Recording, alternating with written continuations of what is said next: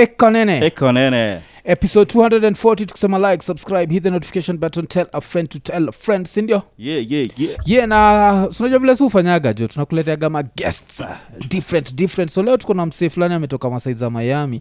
Sijui hata kaina pronounce waga hivyo jo, lakini wacha tuende. Yeah, sijui jo. So what I'm saying is like we have a guest from Miami. I don't even know if that word is pronounced that way because as Africa we pronounce every letter. So I don't know how how's Miami. Yeah, same. Okay. Sounds right. Yeah. So we have Maniac in the house. Maniac, how are you? I'm doing all right. How are you, brother? Yeah, I'm good. So so this is your first time in Kenya? Yes, my first time in Kenya. Yeah. How has it been? It's very interesting, man. It's very interesting. Like I was saying earlier, it's like the New York of Africa. It's a little different. Like the infrastructure is like some places I feel like I'm in America still. It's kind of different. So I was very impressed because I thought Ghana was the best country I've been to so far. Oh, okay. Mm-hmm. And then when I came here, I'm like, okay. And they people telling me I need to go to South Africa now. South Africa is the shit. That one is not even. Okay. Yeah, it says the shit. And with Kenya, I'd say like we know how to hide our bullshit, man. We have like this. You've not gone to any slum, yeah? Slum. Like I think we drove by. We drove by one. I think, but I haven't actually been through. No. Yeah, that's credit to Simon because like I think like that's the first thing that most people do. Like when someone comes to Kenya, you just take it to a slum. Like just look at the poverty, then give us $1. No, I feel like everyone that I see look like they got some money. I ain't gonna lie. Like y'all look like y'all doing all right. I ain't gonna lie. Yeah. So which parts of Nairobi have you been to? Or is this the CBD? Because the CBD looks good. I don't know which parts. Damn, I feel like I've been on the west side. Oh, okay. Westlands. Okay. Westlands. Yeah. Okay. I feel like that's what we've been. Yeah. So which other countries had you been to? Ghana? Yeah, I've been to Ghana. Yeah. I was in Accra and I went to Cape Coast in Ghana. Yeah. And then just to touch on Ghana actually. When I went to the slave castle, whatever that they had like there, that was weird. That was creepy. I ain't gonna lie to you. But I've been to Sierra Leone, and I've been to Uganda. I actually like Uganda a lot. I even have a place over there. Yeah. Oh, okay. Really? Yeah. So you just like boat rented? Like what do you mean? Yeah. Well, I just got a little spot, a little apartment over there that I'm just so when I go, I got somewhere to stay on. Got to like go to no hotel and that. You know okay. That's in Kampala. In Kampala. Yeah. I feel like it was more. I feel like it was cost effective that way, honestly. Yeah, it makes sense. Because I'm there so much, you feel me? Yeah, because the cost of living also like in Uganda is not as high as Nairobi. And Nairobi is on some bullshit. So yeah. What is the cost of living out here, by the way? No, like you'll find because we were talking to a Ugandan and he was telling us like an apartment that goes for around $1,000 in Nairobi will go for around 500 in Kampala. Really? Kampala, yeah. Like our shit is overpriced because people y'all are got cleaning some money, money. man. Y'all got some money, people are cleaning money. Just politicians stealing shit. Oh shit! Then they have to buy expensive apartments and yeah. I'm trying to make it out of the country, man. I'm just gonna keep quiet on that one. I'm trying to make it back home.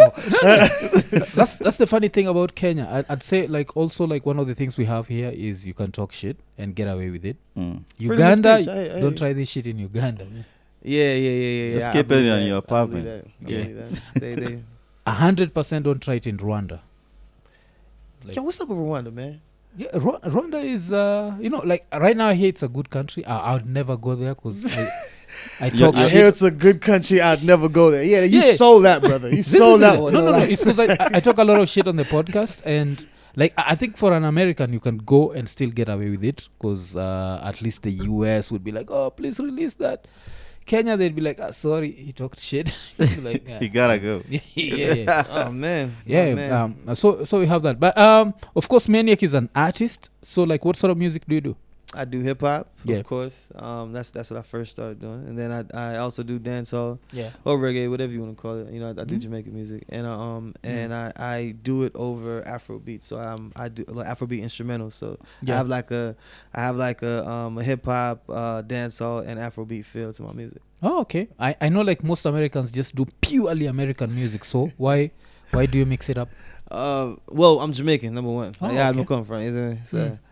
I know, like, I've always listened to Jamaican music, and then when I heard I heard the Nigerian music, man. I heard that. I heard like the Davidos, Burna Boys, and all that. That's the first one that touched the U.S. When I started hearing that, then I was like, I like this, because it was like the cousin to the dancehall or the reggae, So I was just like, it was like, for me, someone like me, I attached to it very easily. Yeah. You know what I mean? And afterwards, I was just like, let me try to get into actually doing like, I was like, I want to make music like this. Yeah, okay. okay. Once I heard it.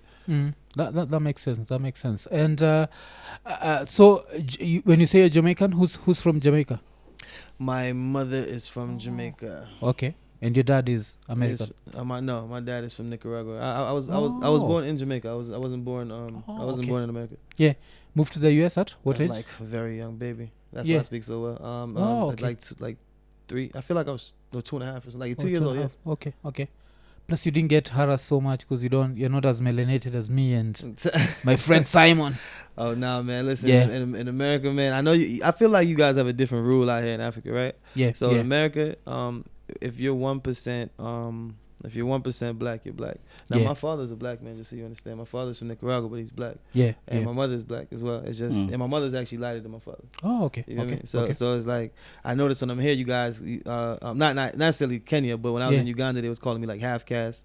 Yeah. And like, and some of them thought I was Ethiopian. Like, like stuff like that. So so I was like, wow. But when I showed them my father, and then I showed them my mother. Well, this guy I know, he was like, he see my father FaceTime me, and then he was like, hey, Maniac, so who's white? So I'm just like what do you mean who's white? And he just couldn't understand. But over there, if you have 1% black in you, you're black. That's how they black, like I'm an African American to them, right? Yeah. But yet I wasn't born in Africa, right? Oh yeah. And so with over here, I feel like you guys, if you have any little bit of white in y'all, it's just like, oh, nah. He's not one of us. He's not one of us. You have to be Bernie Mac black. Yeah, okay. Like purely melanated. But at least I think the only good thing with Africa still is we still accept that it's all shades of black, Oh, so this is the black factory, bro. Y'all should know that. Yeah.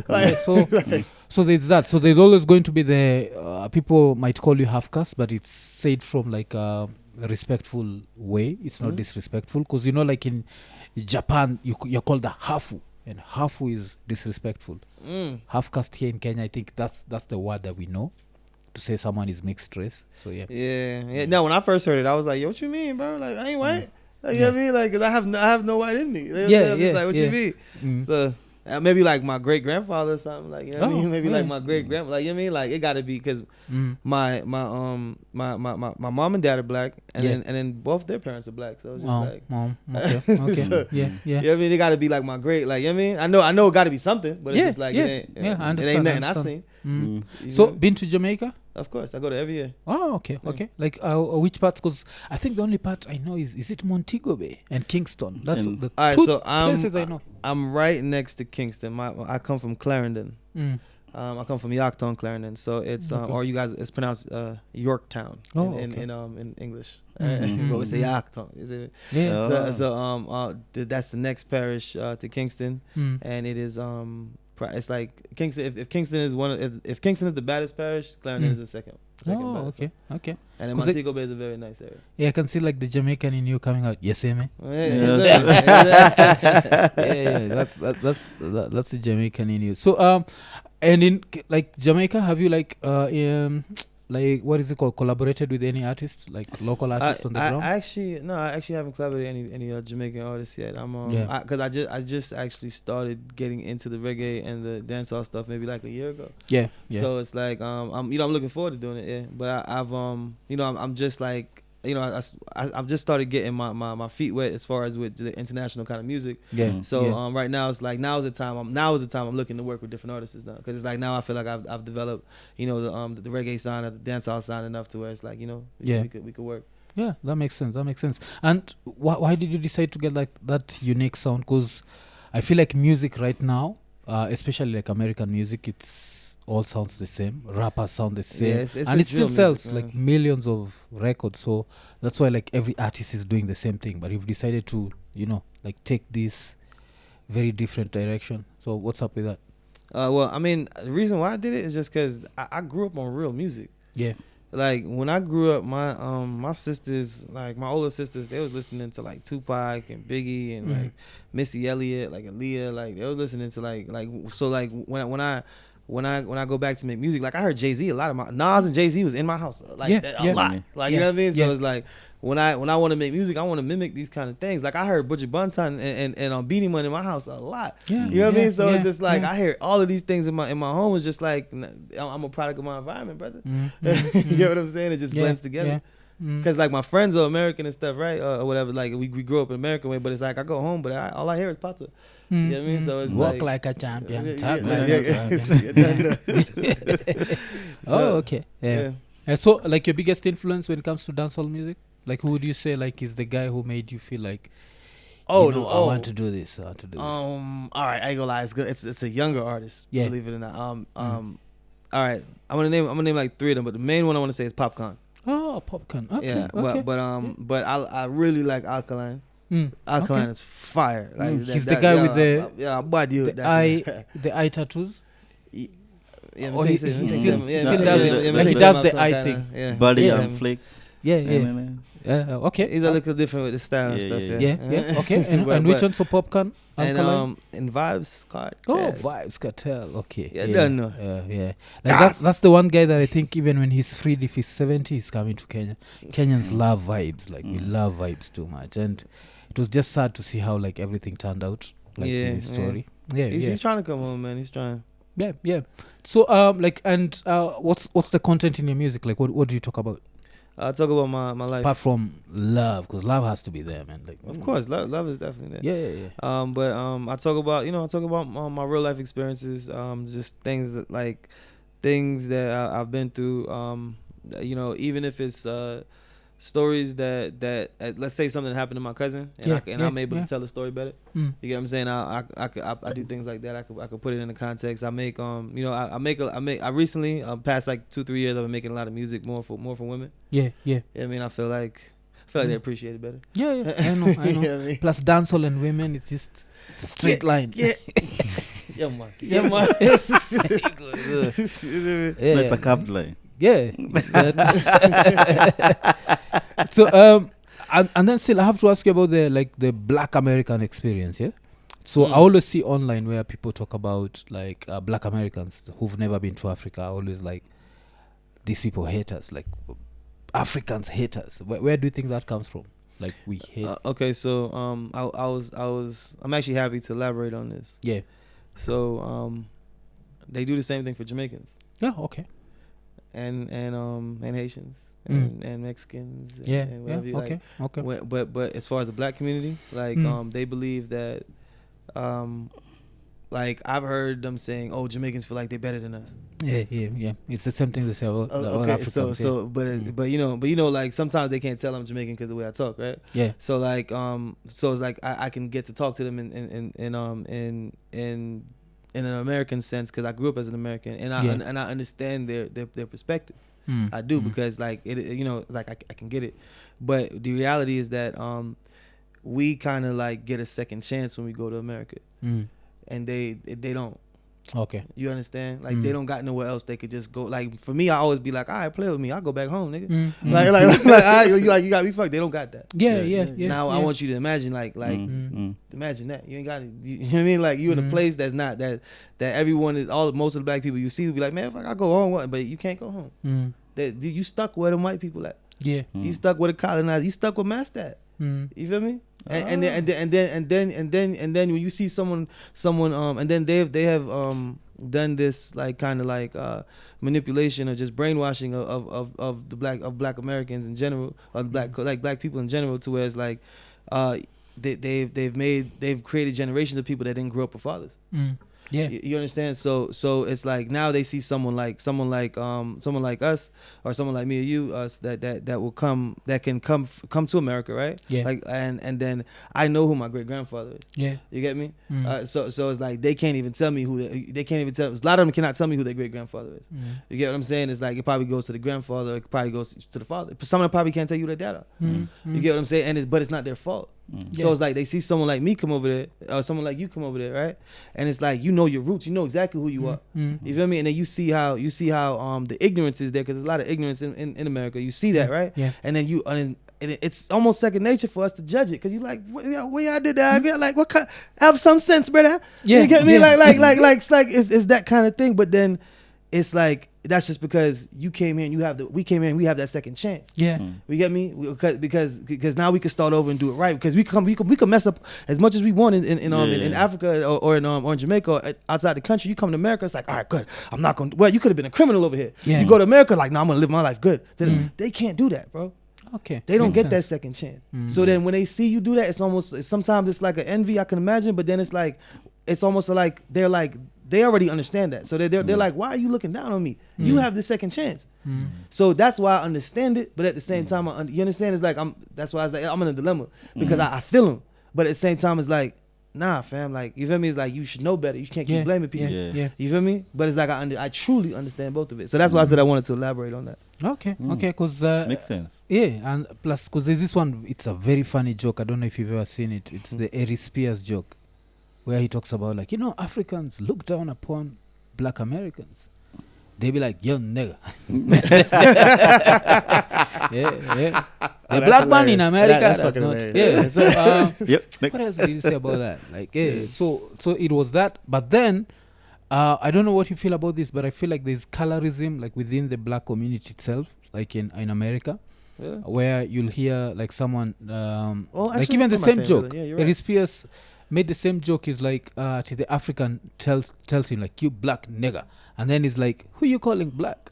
You're black. You're black, like 1159. All that shit. I'm there, like, if you start looking at such things, like, who's more dark skinned and who's what, you're just playing into the white man bullshit. Yeah, that's why when I heard the half caste stuff, that's why I took it negatively at first. When I first heard it, because I was like, "What do you mean I'm black? Like, I left them to come here. What you mean?" It's like, obviously I don't want to be there. Like, you feel me? Yeah. So it's I just took it. I didn't really take it offensively, but I took it like, yo, like, like, that's not really what it is. Okay, but how's Uganda, like, shooting a video there? How was it? Oh yeah. So I did the video to No Retire with the Ghetto Kids. Yeah. And it was cool. It was real cool. Like, I like Uganda. Like I told you, I got a place there. So yeah. I visit there very, very frequently, and it's like it's like a second home or third home, really, to me. Oh, so you'd been there before this? Yeah. I know. My friend is Eddie Kenzo. Oh, Eddie Kenzo. Yeah, okay, he's the reason why I even came to Africa to begin with. Oh. Shout out to Eddie. Oh, My yeah, dog. yeah. That's a great artist, man. Like, okay. I didn't know that. Yeah. Oh, okay. my So, boy. any collabos with him? No collabos. My brother has a collab with him. Tribe Mark, he has a collab with him, but I haven't. I have a collab with some Ugandan artists though. Yeah. One of them is Rickman Munrick. I don't know if you ever heard of him. And then it's like two other artists is there.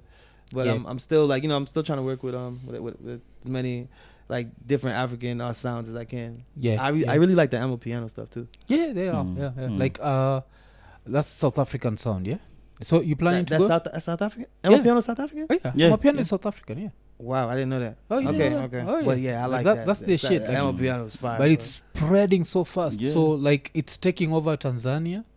And what we don't like about that is Tanzania also had, like, this very good sound. But now, because Amapiano is popular, it's just sucking everything. Like, it's Kenya, it's funny. Like, Kenya, it's not. Yeah. Kenyans stay original with our shit. People say it doesn't thump. Yeah, so what do you think about Kenyan music? People just... I was talking to a South African, and he was like, your shit just don't thump, man. It just don't sound good. It don't sound good. Like, you're just talking shit. So, yeah.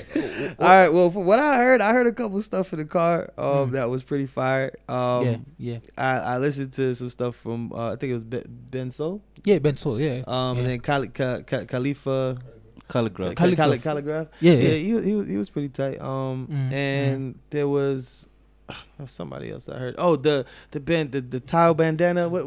Tio Mio, whatever, man. Tio Mio, yeah. He's Yeah. fire, yo. He's fire. Yeah. Okay. So that's mostly the rap stuff. So have you had we have a sound called gengeton? Gengeton? Yeah. So it's like reggaeton, but now gengeton. But genge is supposed to be the Kenyan sound. That's the name that was given by, like, a certain rapper by the name of Jua Kali. Mhm. Like, he's like a Kenyan legend. So him and like his label partner is called Claymore. They came up with the name Genge. This was supposed to be Kenyan music. And then now this was like 20 years ago. Now the kids coming up right now, they're like, that's some old people shit. So they started Gengeton. Yeah. So Gengeton, it's more of the danceable music, but you still rap over the beats. Yeah. Yesterday I heard someone say something about that. So like a few Triomio songs are Gengeton, and but then now you have like the real Gengeton people. Like we have someone called X-Ray. So yeah, there are a few tracks. Like I feel like Kenyan music is good. I just don't know why it never like leaves our borders. It just your music sounds like it's like hip hop. It's like you guys reinvented hip hop. Yeah. Okay. I'm right. Yeah. Okay, we give it our own Kenyan. Yeah, like it's like you guys have your own. It's like I'm hearing you. It's in your language, obviously. It's in the Swahili, but I'm like, I'm just like they're rapping like us. Like it's like I could tell. Like you know what I mean? Like I could tell. Trust me, bro. The feeling, music is a feeling. You feel me? So it's like you can just be like, hold on, just a minute. Like I know you saying something. Like that's you know what I mean? You just don't know what he's saying. I know that's fine. Yeah, yeah. We Swahilified our shit. So like the street language is Sheng. So yeah. Okay. Plus you hang out with like one of the Iko Nini friends. He's called Simon. So he's always like dropping these African proverbs. I don't know if he's taught you anything, like so far. Not as of yet. When you say African proverbs, you mean? Yeah, we have our own shit. Like we literally have our own shit. Like there's a Swahili proverb that's usishindane na ndovu kunya. Don't compete with an elephant when it comes to shitting. See, like, Simon hasn't taught me this yet. Come on, what's going on, Simon? You ain't taught me none of the wisdom. He was gonna keep the wisdom from me, Simon. What's going on? We gotta talk to Simon. Yeah, we gotta talk to Simon after. Yeah, because that's the interesting thing. Like I always check his IG and I see some African shit. I'm like, I've never had this. This is interesting. So that's what I was wondering. Like for an American, you've never had like any of those things that he does? Like I listen. Simon is a man of many hats. Yeah. We understand. So we haven't got into that yet. But the MADARAKA festival. That's the main. That's the main thing that we've been doing. Yeah. We just going to like switch seats in a few minutes and talk about that. But yeah. So like here there's a Ugandan proverb: "No one can hear a broken drum." That's interesting. Okay. You gotta snap. You gotta snap your fingers after you say that. You gotta, come on. Like I always find them to be super interesting. Let me see if I can find another one. No one can hear a broken drum. Yeah, because I feel like we can hear that. Ugandans, you're full of shit. That's yeah. Oh, then there's an Ethiopian proverb: let rats shoot arrows at each other. Wait. Say it again. Yeah, let rats shoot arrows at each other. Yeah. What the hell does that mean? I was like, I'm about to ask you, like, I hope you understood that better than I did.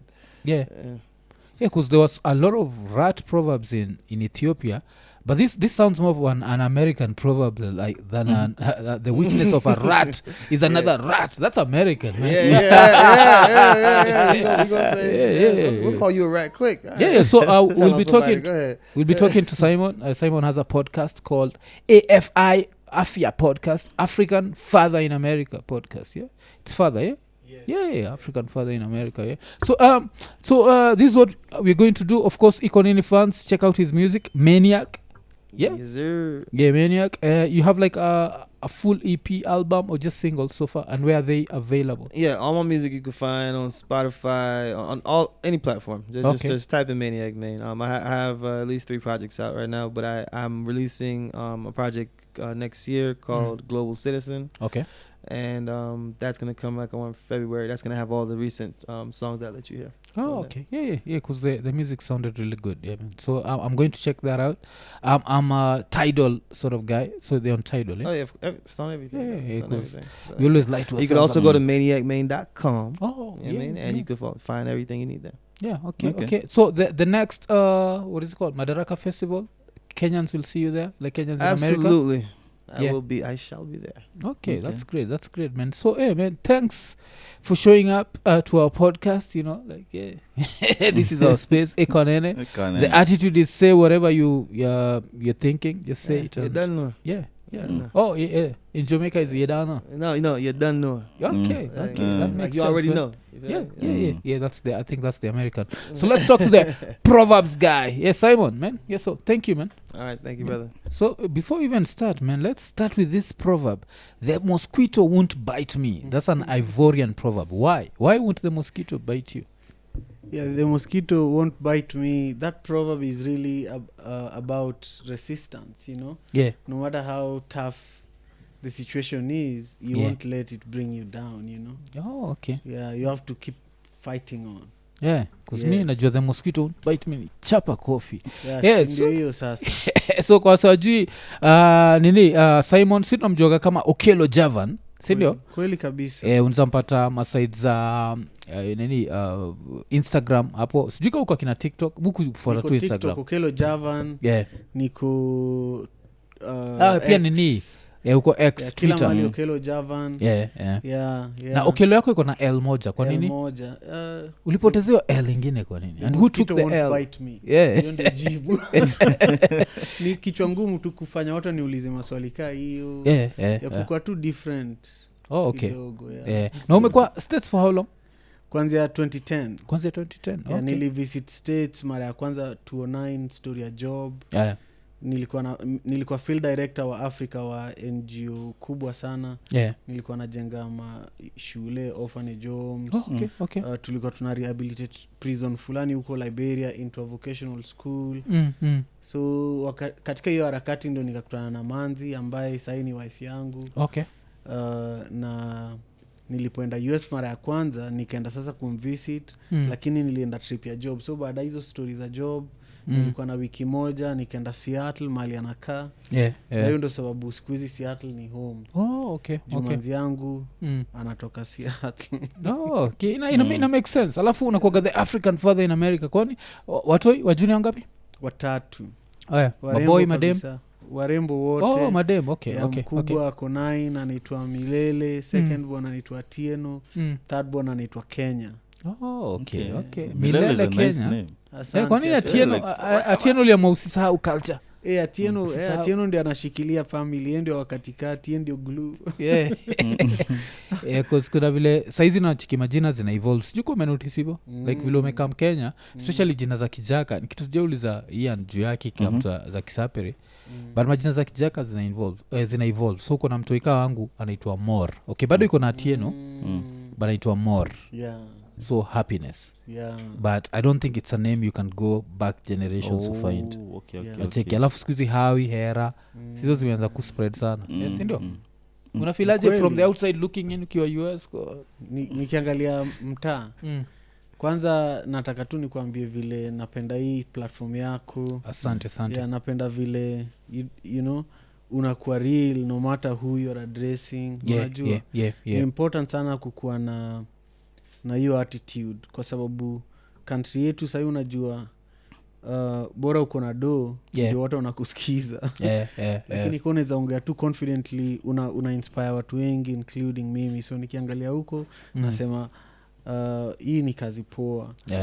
Alafu niko hopeful sana.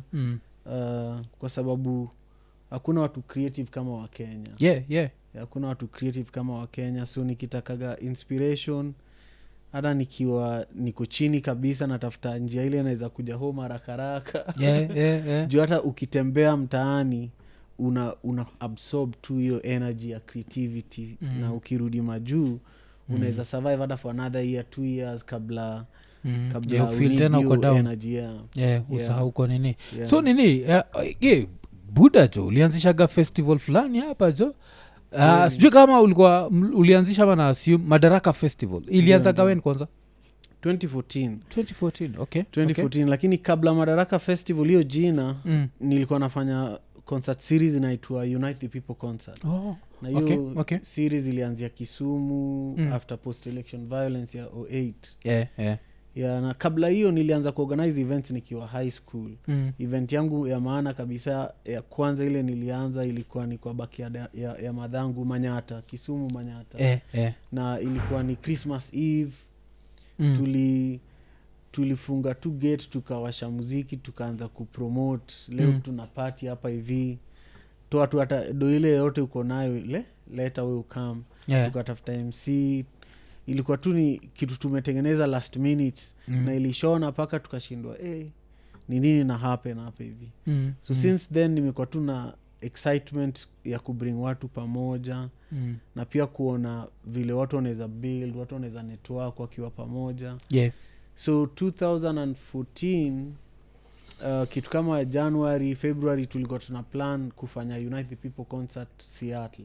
Nilishaifanya tangu niingie huko hivyo 2010, nilifanya 2011 2012 2013. Yani uliingia tu US uko like we need to unite the people. Well niliingia huko kama tayari nilikuwa naifanya Kenya. Okay. So 2008 2009 2010 sikuifanya juu nilitravel. But nilikuwa nataka nikuwe persistent kwa sababu after post election wakati tulifanya hiyo event tuli make dopoa na part of hiyo ganji tukabaia watu hii food. Madangu alikuwa na orphanage home. So nilipoona tumebayani magunia ya beans na maize kutoka kwa do ya reggae, nilikuwa DJ wa reggae. So kutoka show ya reggae nikasema kumbe sisi tunaweza solve ma problem zetu kivyetu. So kuna hiyo tu pride ya nitamekdo nifanye nayo kitu something bigger than me, unajua. So jina tu ndilibadilika kwa sababu nilirealize eti huku diaspora watu wanapenda majina za Kiafrika.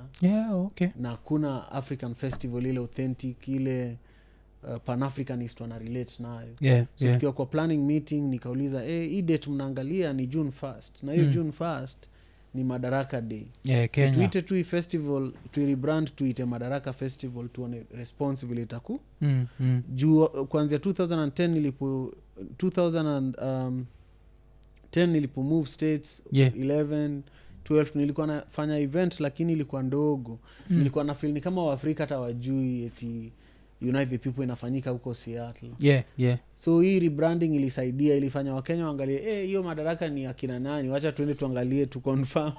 Kukama wanapata ni Mkenya mwenzao, wengine wanapata huu ni mgeni ajui hata mtu, wakaanza sasa kunintroduce tu watu. Hii ni idea poa. Ya itatupatia voice. Alafu African Americans pia kumbe wanajua Kiswahili kidogo kidogo, wakasikia Madaraka wakasema hii ni kitu yetu. Wakaiclaim pia, ndio sababu unaona natembea na Maniac Main hapa.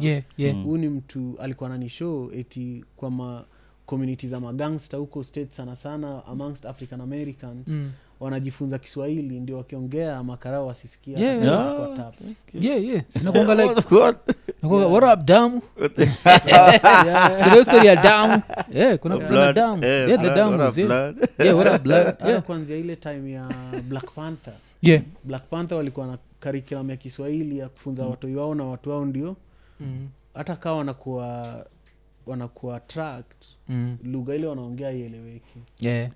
Unless uko na like na back in the days ilikuwa tricky sana. So 2011 ni akina nani waliperform? 2011 mainly ilikuwa ni artist wa Seattle. Hakukuwa na artist wa kutoka Kenya. Juu time hata mimi mwenyewe sikuwa na pepa wa kuko. So singeweza kufanya anything vitu na artist wenye wako huku home. 2012 tulifanya hata huku home by the way, na tulifanya na artist Jamaica anaitwa Clinton Ferron. Alafu 2013 tulifanya Seattle tena. 2014 sasa ndio tulirebrand sasa into Madaraka Festival. Na hiyo time ilipata Uhura Runga ambaye ni trumpet player. namjua. So ashawak na kina ule rapa wito nani Maklamo. Ndio alikuwa headliner wa kwanza wa Madaraka Festival 2014. Huko sasa Seattle. So naweza sema hiyo ndio time sasa Madaraka Festival ilikuwa Madaraka Festival. Lakini hizo kuanzia 2008 ilikuwa ni evolution ya ni nini hii event itaitwaje. So hiyo vile Maklamo ali headline Madaraka, hiyo sasa ndio ilipatia legitimacy US. Juu hata venue tuliget hiyo Madaraka ya kwanza ilikuwa sponsored na huyu jamaa anaitwa Paul Allen. Yeye ndio co-founder wa Microsoft. So alitupatia ganji kidogo ya kufanya event na pia akatupatia venue ya kufanya event. Na hiyo venue ilikuwa venue nyingine iconic sana inaitwa Museum of Pop Culture. Okay. Yani shape ya guitar hiyo venue iko karibu na nishaionaga next to Space Needle hapo Seattle. I think nishonaga hiyo building it's the only building ni hiyo shape ya guitar sindio? I think okay. Tulipofanya hiyo event hapo kwanza ilijaa, yani line ilikuwa hadi huko nje. So unajua watu walikuwa wanashindwa Waafrika wako wengi hapa Seattle hivi. Watu hawakuwa wameona Waafrika hivyo. So anytime kwanza hiyo time watu wakisikia Madaraka Festival wanaijua ni Waafrika wale walimiss wanakuja. Okay. So unapata watu wana travel kutoka Alaska, Chicago, New York wanakuja Seattle. So kwanza hiyo 2014 tumekuwa tukiangalia hii kitu tunaweza igrow aje. So tumekuwa tukitrack tu wewe ulitoka wapi, tuna track through hizo ticketing programs. So this year tuli-implement kitu ambayo imekuwa dream yetu kuigrow beyond Seattle. Na ilikuwa tu ni kutrack mahali majority ya watu wanatoka. So this year tulifanya 6 cities. Ilikuwa wapi na ilikuwa Seattle, of course, New York, Dallas, hiyo ni Texas Washington DC, Atlanta, Los Angeles. Kulikuwa na LA pia. LA ilikuwa poa. Hata Zenya huyu artist wa Kenya ambaye anavuma sahii alikuwa alicheza set ndogo hapo LA. Leo ndo nimejua kupronounce hiyo jina yake. Zenya. Unisumbua Imezana Zenya. Zinya. Zinya. Ni Zinya. Si Zenya. Okay. Whatever. Okay. Ni jina. Perform set poa sana huko. Dema ni zaimba jo. Like she has a voice. Okay. Alafu cause so why do you think this time is like the time that everyone has known about it both home and abroad? Like Kenya this year I don't think kuna anyone who didn't hear about the Madaraka Festival. Why do you think that happened? Nafikiri kwa sababu we take the biggest risk. We take the biggest risk. Alafu tumekuwa tukiplan for a while. Unajua Sauti Sol ni kama partners wetu. Tuna appreciate kwanza it wana to entrust na tour yao ya North America. Na ni kwa sababu over the years wameona vile grow professionally. So kuwork na wao after wao kukosa kwa States for kama 6 years ilikuwa ni an incredible opportunity. Na ilipata pia sisi build yani network. Unajua last year Madaraka ilikuwa featured kwa CNN for 30 minutes. Okay. As the only African festival that has mastered the art of live music production. So tulikuwa kwa hiyo feature pia wali feature Duke Concept. Shout out to you. Huyo ndio mtu ana organize tours za wa Nigeria wote US. Kina Burna Boy ndio ana organize hizo tours zao. Ni sahi tumekuwa kama partners ama sira partners, collaborators na allies unajua. Alafu unapata by sasa this year tulisha build relationships ka Amazon wamesponsor Madaraka for 2 years. Okay. So unapata last year sasa ni for this year ama from next year? Last year na this year wamesponsor. Microsoft walisponsor last year. Na unapata last year Madaraka ilikuwa nakaa 10,000 people waliattend. Ilikuwa 2 days. Na ilikuwa ni the first African event ama festival ambayo imefanyika kwa Pier US. Ilikuwa ni Pier 62 hapo Seattle. Seattle Waterfront Park. Unapata kulikuwa na cruise ship nyuma ya stage. Dibanji ndiye alikuwa na headline. So CNN walikuwa hapo for 3 days. Wakifuata kila artist. So unapata quality hiyo persistence unapata tangu tuanze Madaraka. Tangu nianze Unite the People concert 2008. Nimekuwa nikifanya event hii moja kubwa kila mwaka. Na kila mwaka si utoa kidogo. Tuna build nayo music program Kisumu. Hii mwaka tume expand hiyo music program iko Uganda na Tanzania. Na goal yetu ni the more tuna grow Madaraka, the more tuna expand hiyo music program to different countries. Na the more tuna create pia platform ya East African music. Juu unapata sahi West African music sana sana Afrobeat take over the global scene. Na secret ile na feel wako nayo mali wanapata the most ni touring. Ukiunderstand touring unapata hata kina Beyonce pesa yao kubwa sana inatoka tours. Touring. Kina Taylor Swift pesa yao kubwa sana inatoka tours. So sahi weka Madaraka Festival, by the way ni one of the biggest African festivals US, if not the biggest. Yeah. But unapata pia imekuwa ni the most reliable touring platform for East African artists. So hata Diamond unaona akienda Afro Nation, ana perform saa 9 mchana na Burna Boy ana perform saa 6 mchana, saa 6 usiku. So unapata hiyo ni disrespectful. Sauti Sol Afro Nation ilikuwa ni Afro Nation Portugal, waliperform saa 9 mchana, wakati hata wewe hujafika show. Hiyo ni disrespectful to Sauti Sol.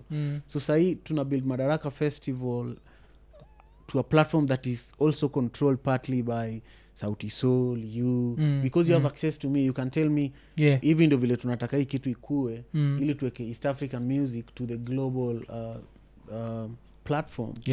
Kuna venues zingine tulikuwa tunaenda, unapata Lil Wayne ameperform leo, kesho ni Sauti Sol. You need so unacheki kama online, tuseme tunatumia the same ticketing platform kama kina Taylor Swift, yani the top inaitwa Ticketmaster. So unapata katu tuna exist kwa hizo same platforms, unapata pia wanaanza kuweka respect kwa music yetu, kwa brands zetu. So unaweza sema tu ni consistent na plan pia ya the most high, unajua. Because hiyo vile umesema hiyo story ya ticketing imeni remind kitu. Kuna joke moja wa Matata alikuwa na make wakasema vile waliendaga US walirobiwa na some black Americans. So alikuwa anauliza like, where you niggas from, unajua. So so because alikuwa like new to the robbery. Kilikuwa funny ati you niggas talk funny. So atike sana na vile hiyo nizapata Lil Wayne pia naangalia Ticketmaster na like, who the fuck are these? Akaona Sauti Sol like hani kina nani. So it's a good thing. So how is it working with Sauti Sol? Na pia tunasahau King Kaka, kuzumkwa pia na King Kaka. King Kaka ni brother pia. Yeah, nimewak na King Kaka multiple times, nimewak na Sauti Sol multiple times. Na naweza sema tu tukianza na Sauti Sol juu au ndio umeuliza kwanza.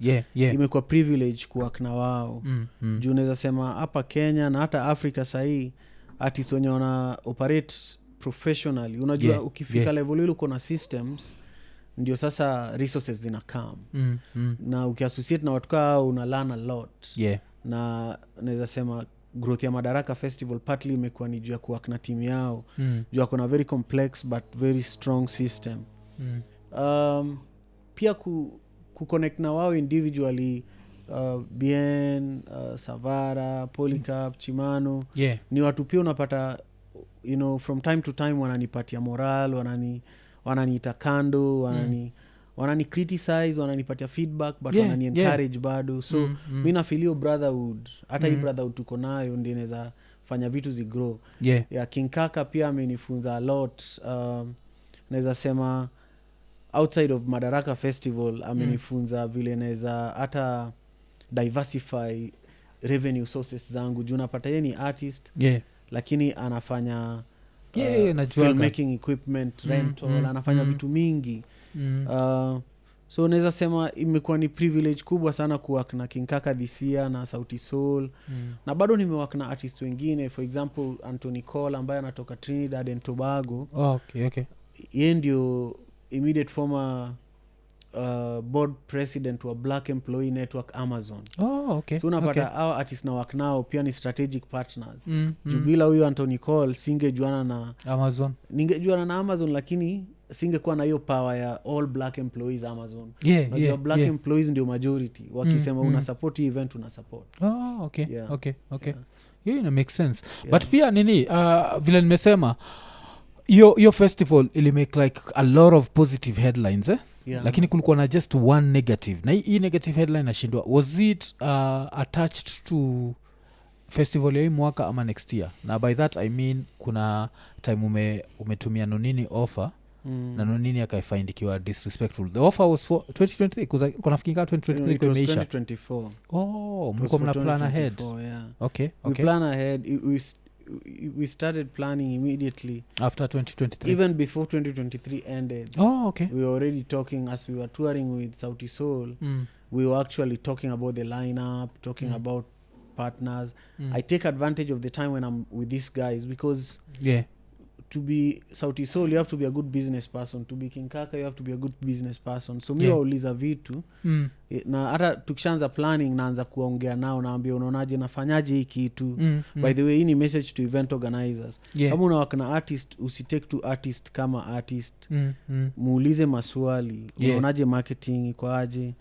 Hiyo ndo atakupatia feedback, na wewe pia una take advantage. Sasa unamwambia mbona sioni kama una post. Tunaweza fanyaje ndio uweze kupromote event vizuri. So naweza sema iti hiyo negative news unaongea kuhusu Nonini.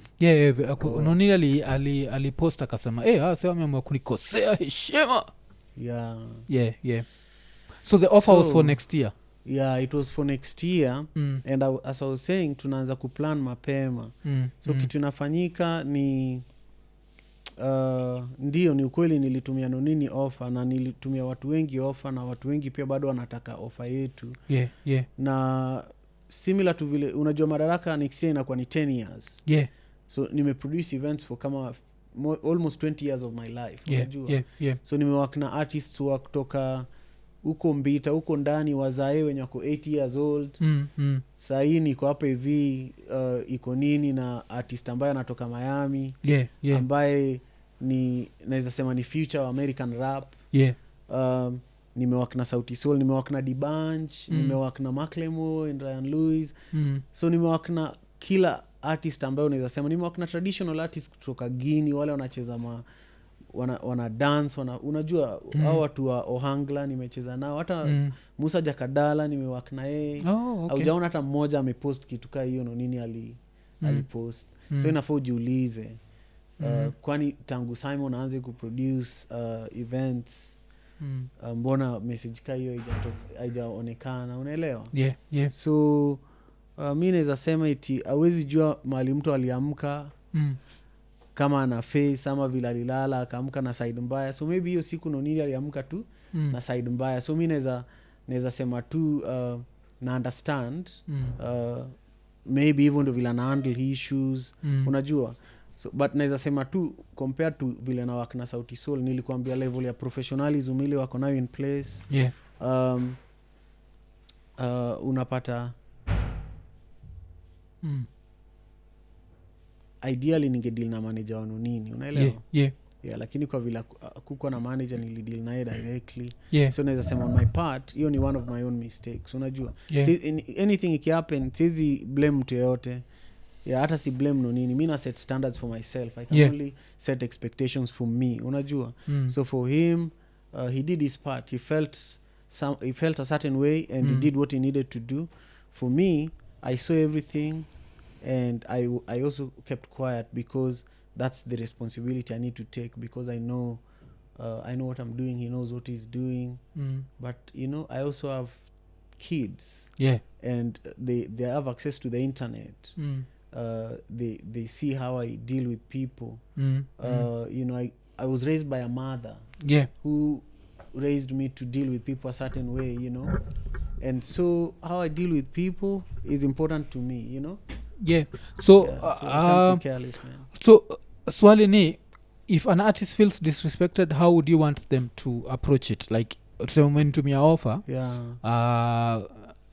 alafu na feel like hii offer si enough. How do you feel like he should have handled it bila sisi kujua ama bila acha nikupatie example poa. Si wewe uenda kwa hizi machuo mza hapa hivi Nairobi kula fish, hata tuseme for example Kosewe ama kwa Mamolie, si ndio? Ukipewa ugali na fish umeenjoy kabisa, lakini inafika mali unasema nipe sauce, si ndio? Si unaomba tu sauce roho safi. Au semi au tupi chakula unasema hii chakula kwanza haikuwa poa, na uko ready, uko halfway full. Si ndio? So unapewa sauce kama umeomba roho safi.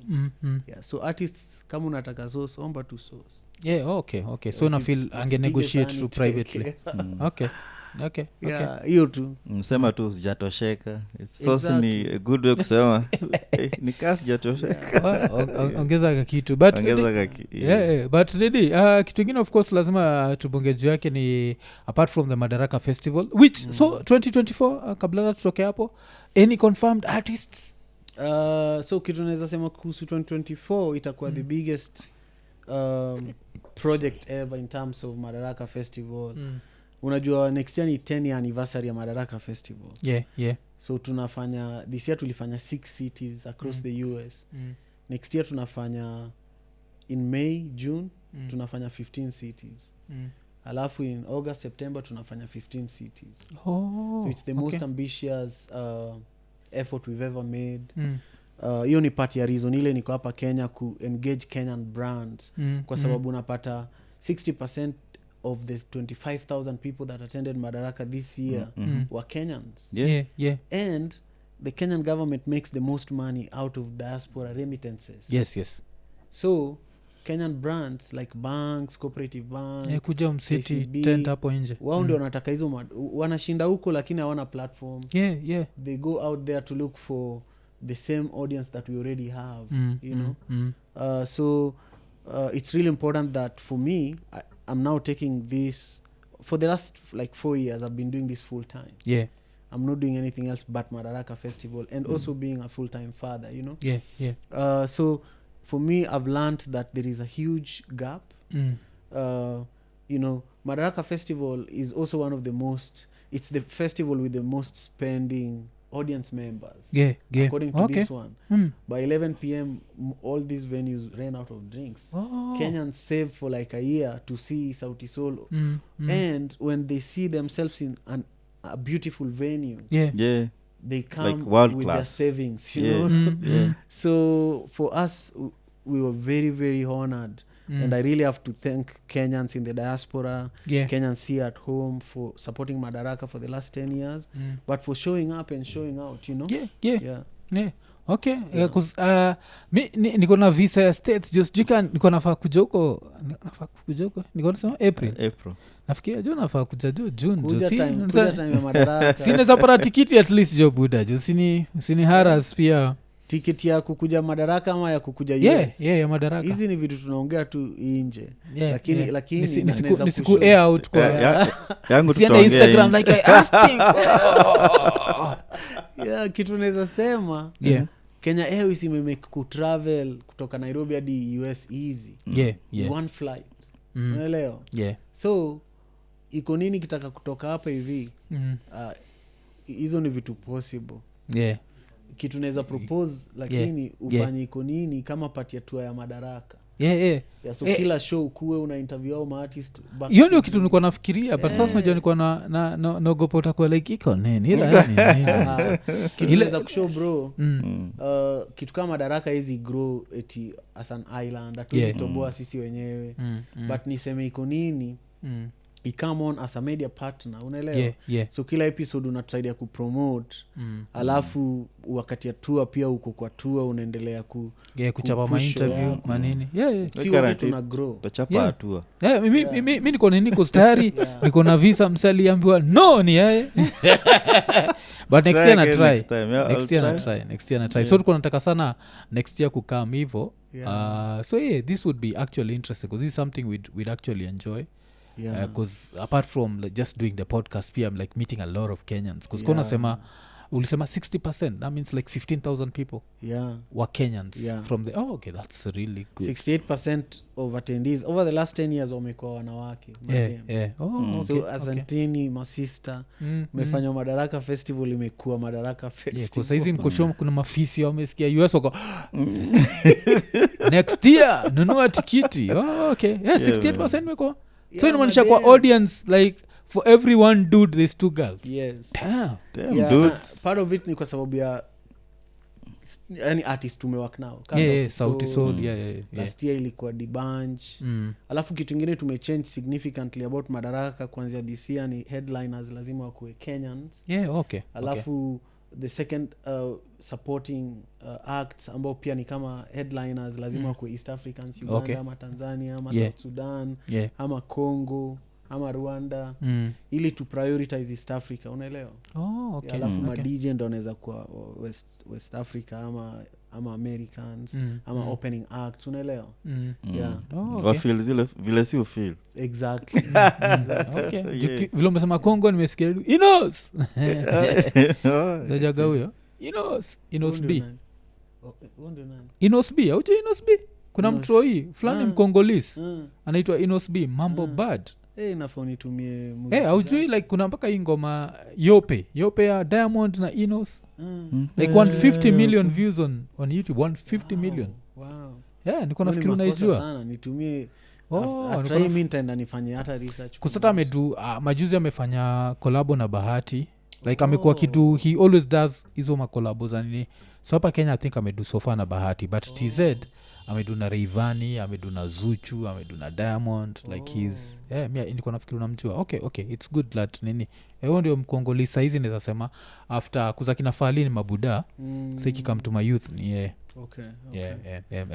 So pia lazima tubongejua the Afya podcast. Kwa nini ulifeel kuanzisha podcast ni an African father in America? Yeah man, hii podcast ilianza wakati pandemic ilianza. Na hiyo February 20 ilikuwa ni February 2020.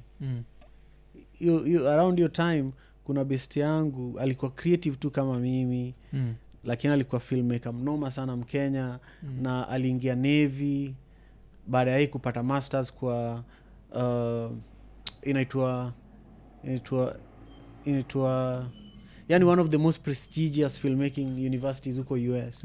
Anyway akaingia Navy nini alikuwa na do well for himself, lakini suddenly siku moja aliachana na wife wa kwanza akapata wife wa pili. So wife wa pili alikuwa ananijua, aka reach out siku moja akaniuliza umeona Philip?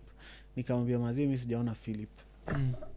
A week later akaniuliza umeona Philip? Nikasema sijamuona. Akasema basi nikaa kuna kitu mbaya sana imefanyi.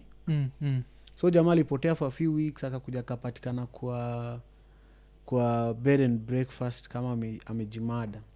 Wow. So unajua ilini stua sana hiyo story. So nikaona inafaa nianze kuongea kuhusu vitu zinanifanyikia juu. Huyu mtu angenipigia hata niambie niko na noma fulani ama unajua. So at the same time pandemic pia ikafanyika, siku hata na nafasi ya kuongea na mtu mwingine kuhusu hii story ya huyu jamaa. Tulienda kwa funeral yake, pia kulikuwa na madrama mingi. But alienda kazikwa in peace. Na kwa hiyo BNB alipatikana after how long huko? A few weeks mazi. Ilikuwa ni story sad sana. Mtu akunywi pombe, atumii anything, unajua. Ni kama maisha ilimfikisha tu place, aliona hiyo ndio solution. Na ule ni mtu ni soja, unajua. So sijui kama ilikuwa ni hizo vitu za usoja, post traumatic. Anyway, so after hiyo nikafeel hii kitu imefanyika, tumekuwa isolated, hatuwezi enda anywhere, acha nianze nirudi mali na belong. Na unajua mimi upenda African proverbs. Madangu alikuwa anazitumia everywhere. So nilikuwa nazipostigi kwa social media long before hii story fanyike. Hiyo ndo time idea ya podcast ikanikamia, nikasema hizi maproverb niko nazo mingi, acha nianzishe podcast mali nitaanza na proverb. Alafu niongee kuihusu kidogo na nilete community ya watu. Literally tulikuwa Clubhouse. Na naleta proverb moja, watu wanaongea kuihusu, alafu tunamaliza show in 30 minutes. So ilianza Clubhouse. Na history ya huyu jamaa ndio inspire hii podcast. Alafu na the fact that mimi niko na watu watatu. Niliwaza huko Amerika. Wife wangu ni Muamerika. Lazima nitakuwa tu baba huko Amerika forever. Siwezi jito. So nikasema haya mimi ni African father in America. Ndio baadaye nikagundua hii ni afya, so inamaanisha pia health, mental health, unajua. Na proverbs zina regulate mental health yako, zina regulate vile una connect na culture yako, na ancestors wako. So even ndo vile hii afya podcast ilianza, na nimekuwa very privileged, nimehost guests kama wewe. Nimehost watu high profile pia, nimehost kama former Minister of Communication wa South Africa. Ambaye alikuwa the first Secretary General wa COSATU. Unajua COSATU hata sahi huu president wa South Africa ndiye alikuwa second Secretary General. Ramaphosa. Ramaphosa. So the very first Secretary General alikuwa anaitwa Jane Naidu. Alikuwa kwa cabinet ya kwanza ya Mandela. Ile picha ya Mandela kama amekuwa freed, uyenda alikuwa kando ya Mandela. Au ndio watu wame free South Africa from apartheid. So unapata amekuwa guest mara mingi, ameintroduce pia to a lot of African spiritual leaders. Juu wao wanaona Afia podcast kama kitu more important than even I think. Juizi ma proverb ni words za ancestors wetu. Si tu vitu zilitokelezea from nowhere. So na appreciate tu your support wewe na guest wangu na the entire community wamepatia Afia podcast. Poa. Mazi. So proverb moja ile unatupatia leo tukimalizia tupatie kiproverb. Hii proverb nitawapatia ni proverb favorite ya madhangu. Na madhangu alikuwa anaitwa Selin Akinyi Aduogo. Nimerudi. Selin Angeline Akinyi Aduogo. Alikuwa saa zote alikuwa anatuambia kitimo maber titimo neini uon, kitimo marach titimo neini uon. When you do good you do it for yourself. And when you do bad you also do it for yourself. Okay. So that one was a warning before a slap comes or a hug, you know. Because she's telling you did something really bad and you better run away. Oh, you did something really good and you probably need to come close, you know. Okay. So it's stuck with me, you know. Mama alipass one 2020. 20 majuzi tu Juzi. Alikuwa how old your time? 64 nafikiri alikuwa 64. Alikuwa young sana. Kuzio nini tuko tunabonga jia old age na prezo. Tukisema vile like as you grow mtu wanaga vitu ziko far. But vile una grow na they are so close. So chiki mtu kama mimi saizi juu niko in my 40s nikisikia 60s niko pale. Nacheki back in the days kuna nikalia kwa mbali. But unaona so kisikia 64 that's young. Nini liko mbaya? Tuma naweza sema tu lifestyle diseases. Na alikuwa ail for a while. Okay. Si hata for a while but alikuwa tu na naweza sema tu ni stress, lifestyle diseases na time yake ilikuwa imefika. Lifestyle inaonyesha diabetes ama gani? Organs zake nafikiri ilikuwa ni kidney, liver zilikuwa tu na challenges.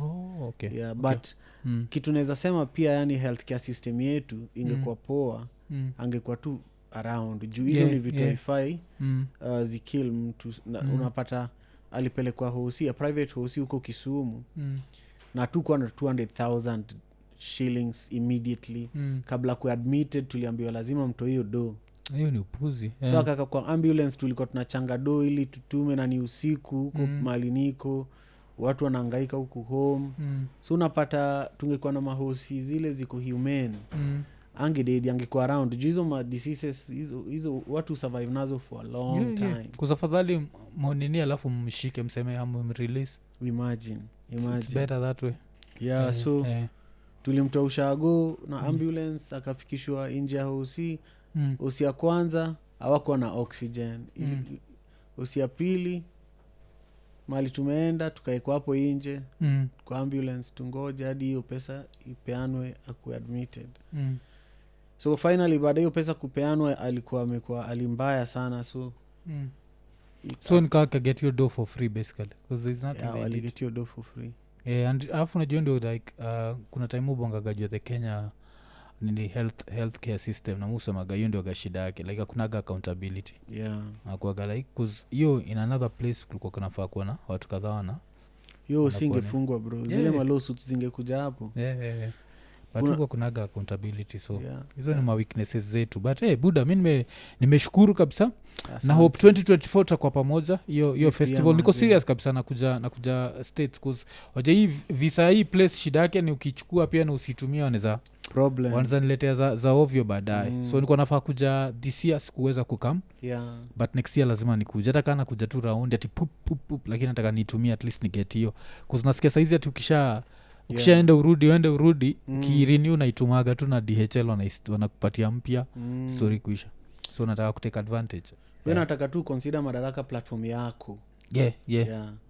Okay tutakuwa huko anytime unataka kuja kwa part of it anytime uko na ideas ya kufanya igrow feel too free mazi. Nataka pia ujue kabla tumalize na kurate sana kama MC kama creative na kama activist. Unajua hii platform yako ya Ikonini unapiga watu ma reality check mzuri sana, so inaendelea tu ifu lazima tu try mazi. But pia mimi I think mimi nimelearn juu yako this year, nitakuwa honest. Alafu nilikuwa like damn umse anaduaje hii kitu because ilikuwa ile Madaraka ilikuwa beautiful. I think tulibonga juu yake kwa podcast. Tulibonga juu yake. I listened to your nini crossport yenye mlifanya naye. Hata nilikuwa namchapia nikamuza how's Madaraka, aniambia hard work. Inakaa stress, kazi mingi. It always meets success. Kazi mingi naweza sema tu the one thing ile ni secret ya Madaraka. Ni kitu bien juzi mi na huyu ni brother yangu tulienda kwa bien juzi. Alafu bien alikuwa anasema Simon ni mtu hata kama moto inawaka kwa hii nyumba anakuambia tu everything is okay. Na anaweza kuambia kama uko calm na una believe everything is okay, hauwezi fanya kitu kama Madaraka. Juu nakwambia every city nilikuwa na watu 27 wale na travel nao. Unapata saa zingine food imechelewa, saa zingine mtu ameenda airport akaambiwa ticket yake jina yake iko mbaya. Saa zingine mtu ameenda kwa room yake kwa hoteli akapata imelokiwa na yeye ndiye alikuwa na key. So yani unapata saa zingine mtu inafaa ingie stage saa 2 na saa 2:30 hajaingia stage, unajua. Na yeye ni mtu amezoea hiyo, ndio lazima kwa hapo on time. Saa zingine unapata celebrity amekam na hawezi mweka kwa stage juu ako kwa program. Unajua, na manager wake anakuambia lazima huyu jamaa ingie stage. Na unamwambia tulikuwa na plan. Tunaweza muingiza tu for 3 minutes. So unapata lazima ukwe tu calm na ujue ni kwa nini ulianza hii jani. Na hiyo ndi kuguide. Okay. Kwanza nini kitu nilinotice pia ni after Sauti Sol wafanya Madaraka alikuja hapa chona bei zingine. Sikuzi wacheki na sisi ni kama Madaraka ilifanya they discovered their true value. Kwa Madaraka ya overcharge. Saizi atuwezi sema ni overcharge, like they're charging at their level. Wameanza kucharge. Wamepata Madaraka ya kucharge. Madaraka ya kucharge. Yes. Unafilaje kuona hizo vitu zao zina sell out zote? Walifanya ile VIP the first time walituambia tiko ni 20k tuko zika sell out. Alafu saizi wana do ingine ya 30k. Alibad 35 at the gate. Unaichekiaje? Mimi naweza waambia Joe wa Kenya, Sauti Sol ndio the best music group worldwide. Worldwide. Wachana na Africa, kwa sababu ukiangalia world sahii watu wanaweza piga show ya 2 hours ama 3 hours kama Sauti Sol na ni hit after hit. Watu walikuwa natoka Madaraka Festival wako satisfied. Unajua Wakenya ulalamika. Wakenya ulalamika hata kama ni Prophet Owuor ndiye ana preach, watasema huku heal watu enough. Hiyo itakuwa mimi number 1. Lakini Sauti Sol tu tumepiga nao. Watu wanatoka wanasema thank you. Hiyo ni poa. Na hiyo level ya musicianship na hard work wamededicate to craft yao, so walipwe tu, wamepay due yao. Unajua walipwe tu. Kuzukia na wasona perform show wana charge 25k afu wanasema you know what, you want an encore, okay, inakuja 35k. Na niko sure inaenda kusell out, so that was good. Na alafu uzuri na feel ni after nini yako ndio sasa walijua like their true value. Kwa kuzuko jo ilikuwa hizo picha nilikuwa naziona. Ilikuwa ni historic. Na personally nilikuwa naongea na members wa Sauti Sol, walikuwa wananiambia this is what we've been dreaming of.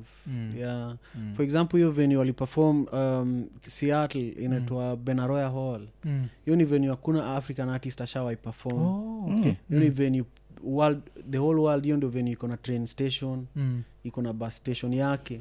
Train inakuleta chini ya venue, unapanda stairs unaingia show. Unaelewa? Na hiyo ndio home ya Seattle Symphony.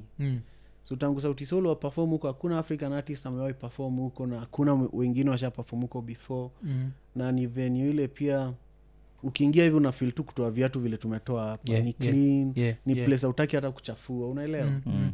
So unapata for example Biana alikuwa ananiambia mazi nimeingia kwa hii venue nikakuwa intimidated na mimi pia nikamwambia mimi pia nilifeel intimidated the first time niliingia hapa unajua unapata House of Blues Dallas tulijaza House of Blues vinoma na mimi tangu utotoni nilikuwa nasikia tu House of Blues lakini kuingia hata Belasco huko Los Angeles ni venue nyingine kuna tu marble huko juu so Madaraka tangu tuanze 2014 tumekuwa tukichoose venues intentionally na hiyo pia unajua artists wakiperform venues kaa hiyo bei yao eventually lazima anze kwenda juu ukiwork na Live Nation kama venue partner pia bei yako lazima ende juu ukiwork Ticketmaster ndio iko ticketing platform yako so lazima pia watu sana Sauti Sol wana deserve everything yenye wana get na nini akitusiku kuuliza local partners wanaona the vision hapa Kenya ama bado wamelalia naweza sema tu mimi nilikuwa tu surprised vile nilirealize it local partners actually wanaona the vision okay nile mimi naweza jiblame na wish ninge grow Madaraka Festival vile tumegrow this year the second ama third year nimekuwa na meetings nimefanya presentations KCB Coop Bank Kenya Tourism Board na makampuni mingi Equity na wote wanasema hii ndio kitu tumekuwa tukitafuta juu hakuna a single Kenyan event outside of Kenya ile inaweza bring watu 25k in less than 3 weeks across the US na hiyo time Instagram na social media ina reach even now millions. Na pia bado tuko na platforms za Live Nation na Ticketmaster za 500 million plus so hii Madaraka Festival the only bigger product ambayo ina sell Kenya internationally ni Faith Kipyegon na anaitwa nani Eliud Kipchoge au ndio unaweza sema wana Madaraka Festival side naambia Ian si zawadi unajua zawadi ndio nani kuna nini performing artist wa Kenya actress wa Kenya tutakwambia story yake kuna aujogio ni adult film actress wa Kenya iko US so unaona hata simjui Ian anampenda sana so Ian tulia pia anapenda Kenya sana double A so okay hiyo ni poa sana kucheki because I feel like kuna saa zingine ile corporates za Kenya wanakuaga like very slow to see the vision so ni poa kuona washaiona ni kitu nililearn lazima nikuje personally ni present ni build these relationships na ni kitu nililearn kutoka kwa Ghanaian artists unajua Ghanaian artists personally naona ni wa deadly kushinda hata Nigerian artists wana understand business in a way that unapata artist kama Samini a year before tour yake ametuma manager wake all the cities zenye anataka kutua amemtuma ana meet watu ana build relationships anatafuta sponsors unajua so by the time kitu ina happen unastukia tu hao watu wamejipanga aje so hiyo ndio kitu nafanya na Madaraka najaribu kulearn from different people wenye nimework na wao alafu pia kitu nimelearn the most important thing kufanya anything kama Madaraka ni relationships juu unapata kwa vile niko na relationship poa na members wote wa Sauti Sol including managers wako wao wananijua personally na pia tabia yangu imekuwa consistent na effort yangu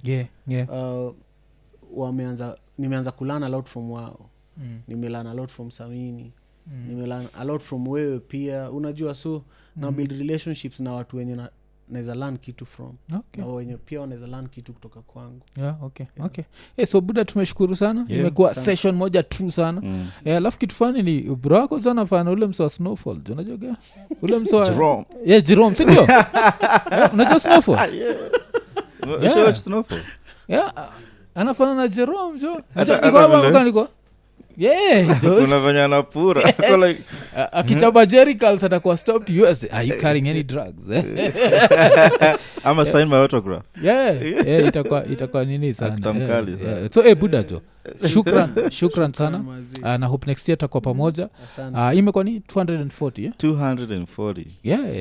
okay so vile siwaambia say kama kawaida like subscribe hit the notification button check out Afia podcast si ndio jo especially jo uko diaspora hii afanya ufeel at home cheki zile maproverb kuna hii proverb moja ile wagani fake I think wasewo credit PLO Lumumba nayo I don't know where they get it from ilati ati PLO says when a mosquito lands on your testicles that's when you realize that violence is not always the solution. Okay sawa jo so ni 240 tukimalizia tukisema Iko Nini.